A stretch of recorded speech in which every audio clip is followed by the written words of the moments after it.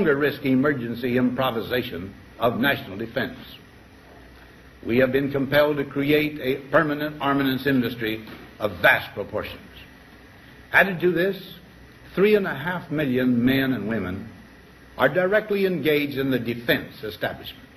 The President of the United States, unbowed, undeterred, and unconnected to reality, has continued his extraordinary trek through our country, rooting out the enemies of freedom. The total influence, economic, political, even spiritual, is felt in every city, every state house, every office of the federal government.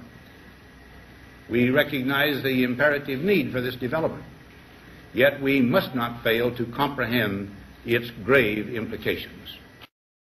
You have dishonored your party, sir. You have dishonored your supporters. You have dishonored yourself. Our toil, resources, and livelihood are all involved. So is the very structure of our society.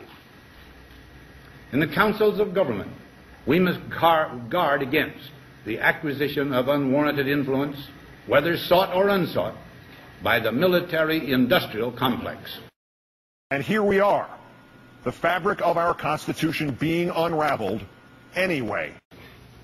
The potential for the disastrous rise of misplaced power exists and will persist. We must never let the weight of this combination endanger our liberties or democratic processes. Habeas corpus neutered. We should take nothing for granted. Only an alert and knowledgeable citizenry can compel the proper meshing of the huge industrial and military machinery of defense with our peaceful methods and goals. The rights of self-defense now as malleable and impermanent as clay. Akin to and largely responsible for the sweeping changes in our industrial military posture has been the technological revolution during recent decades. In this revolution, research has become central. It also becomes more formalized, complex, and costly.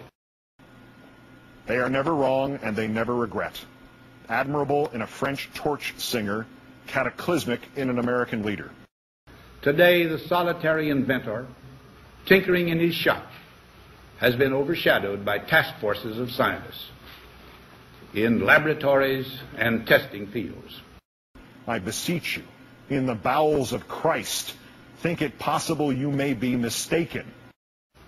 In the same fashion, the free university, historically the fountainhead of free ideas and scientific discovery, has experienced a revolution in the conduct of research. Partly because of the huge costs involved, a government contract becomes virtually a substitute for intellectual curiosity.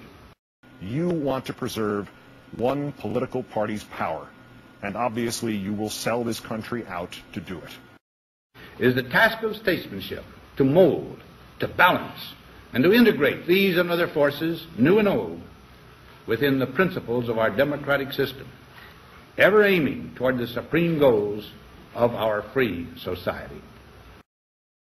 Please, sir, do not throw this country's principles away because your lies have made it such that you can no longer differentiate between the terrorists and the critics.